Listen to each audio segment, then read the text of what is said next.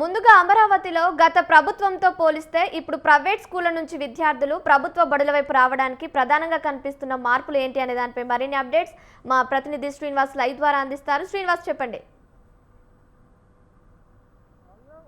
ఆంధ్రప్రదేశ్‌లోనే ప్రభుత్వ విద్య ఒక నిధిలాగా మారిందని చెప్పుకోవచ్చు. గతంతో పోలిస్తే గత ప్రభుత్వంలో నాడు, నేడు అంటూ కూడా ఉన్నతమైనటువంటి విద్యని ప్రభుత్వ పాఠశాలల ద్వారా అందించే ప్రయత్నం జరిగింది. అయితే అప్పుడున్నటువంటి పాఠశాల విలీనం కావచ్చు, విలీన పాఠశాలల నేపథ్యంలో చాలా పాఠశాలలు మూసివేయటం, ప్రధానంగా డీఎస్సీ నోటిఫికేషన్‌ని భర్తీ చేయకపోవడంతో కూడా విద్యార్థులందరూ కూడా పూర్తిగా ప్రైవేటు పాఠశాలల వైపు వెళ్ళిపోయినటువంటి పరిస్థితి కనిపిస్తుంది. ఎందుకంటే నిరంతరాయంగా శ్రమజీవులు పిల్లలు ఎక్కువ ప్రభుత్వ పాఠశాలలకు రావాలి. అయితే వాళ్ళు శ్రమ పడే సమయంలో వాళ్ళని స్కూలుకి దించే టైం గాని, ఇతర వాళ్ళకి వసతులు మినహాయింపులు కరువవడంతో కూడా పూర్తి స్థాయిలో ఆ విద్యా విధానానికి అప్పుడు ప్రభుత్వం తీసుకున్న నిర్ణయాలు చాలా వాళ్ళకి ఇబ్బందిగా మారినటువంటి పరిస్థితి. అయితే ఇప్పుడు ఇప్పుడు ఏదైతే కూటమి ప్రభుత్వం అధికారంలోకి వచ్చిందో మొదటి సంతకం డీఎస్సీ ఫైల్ మీద పెట్టడం, దాదాపు 16,000 మంది డీఎస్సీ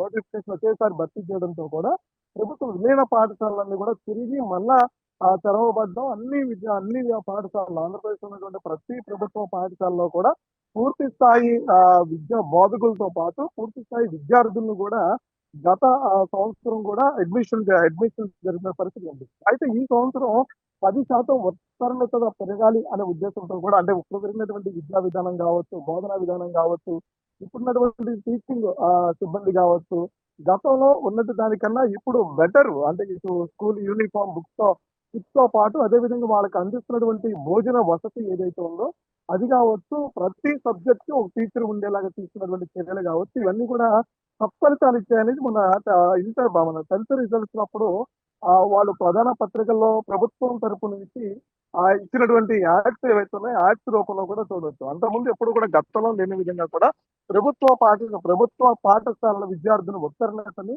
ఆ ప్రధాన పత్రికల్లో ఒక యాడ్ రూపంలో ఇవ్వటం, ఇదంతా కూడా ఇప్పుడు ప్రస్తుతం ఆంధ్రప్రదేశ్‌లో చర్చాంశనీయంగా మారటమే కాకుండా పూర్తి స్థాయి విద్యా విధానం అమల్లోకి వచ్చింది ఆంధ్రప్రదేశ్ ప్రభుత్వ బడులు అని చెప్పని, మరో పక్క నుంచి పెరుగుతున్నటువంటి ఆర్థిక ఇబ్బందులను దృష్టిలో పెట్టుకుని పూర్తి స్థాయిలో ప్రభుత్వ బడుల వైపు మరలా ఒకసారి పేరెంట్స్ ఆలోచిస్తున్న పరిస్థితి కనిపిస్తుంది. దానిలో మనం ప్రధానంగా చూస్తే కొన్ని జిల్లాల్లో ఇప్పటికే అడ్మిషన్‌కి సంబంధించి ఉత్తీర్ణత ఎక్కువ శాతం చూస్తున్నదండి. ఉత్తరాంధ్రలో మనం చూస్తే ఉత్తరాంధ్రలో ఇప్పటికే దీని ఉత్తీర్ణత పెరిగిన పరిస్థితి కనిపిస్తుంది. మరో పక్క నుంచి చూస్తే ఇటు కర్నూలు, నంద్యాల, రాయలసీమ లాంటి ప్రాంతంలో కూడా ఉత్తీర్ణత పెరిగింది. మరో పక్క నుంచి కృష్ణా, గుంటూరు జిల్లాల్లో కూడా ఇప్పుడే ప్రభుత్వ పాఠశాలల వైపు తల్లిదండ్రులు అడుగులేస్తున్న పరిస్థితి కూడా కనిపిస్తుంది. అయితే ఏదైనప్పుడు కూడా ప్రభుత్వం తీసుకొస్తున్నటువంటి విద్యా విధానంలో కొత్త పాలసీ, నూతన పాలసీలు, పక్కన డీఎస్సీ నోటిఫికేషన్ కావచ్చు, మరో పక్క నుంచి తల్లికి వందనం కావచ్చు, మరో పక్క నుంచి విద్యార్థులకు ఇస్తున్నటువంటి కిట్స్ కావచ్చు, ఇవన్నీ కూడా పూర్తి స్థాయిలో వాళ్ళకి అన్ని అందుబాటులో ఉంచడం ద్వారా మరోసారి తల్లిదండ్రులు మరో పక్క నుంచి ప్రైవేటు పాఠశాలలో పెరుగుతున్నటువంటి ఫీజులు, మరో పక్క నుంచి ప్రైవేటు పాఠశాలలో విద్యార్థుల మీద పడుతున్న ఒత్తిడి, ఇవన్నీ కూడా తల్లిదండ్రులు మరోసారి ఆలోచన చేస్తున్న పరిస్థితి కనిపిస్తుంది.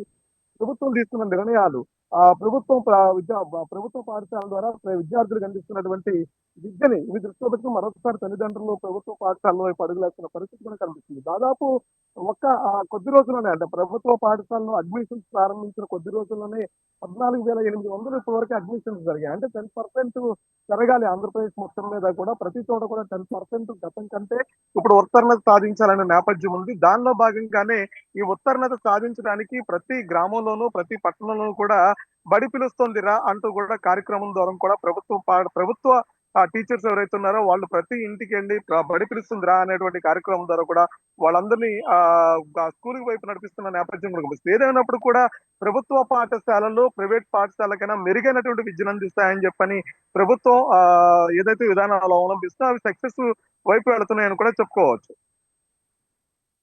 Thank you for the updates.